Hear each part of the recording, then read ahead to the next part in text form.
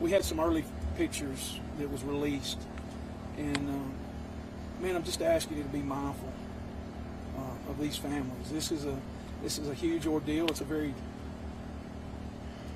devastating ordeal, and I'm not talking about devastating on the scene. I'm not talking about that.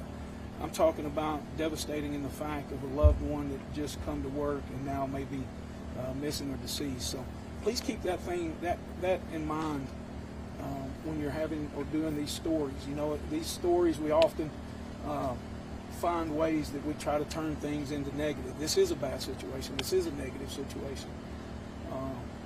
But there's no reason for us to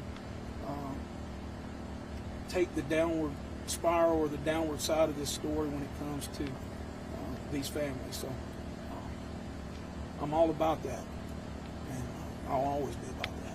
I think Sheriff and I both will always be about that. So, thank y'all. I appreciate it.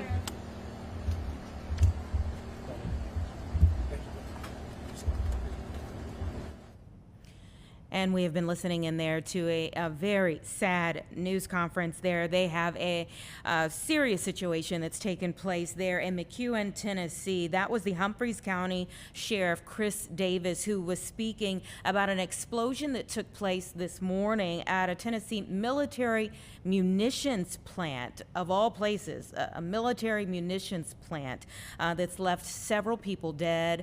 He says they are still looking for 19 people. So he's not giving much information in terms of how many people are injured, how many people are deceased, but he does say there are those who are deceased and those 19 who are still unaccounted for right now. One of the reporters asked about the stability of the building at this point. What is the condition of the building that all of them were in at this point? And he said there is nothing to describe about the building because it's gone, and that they are just going hour by hour trying to operate this investigation right now.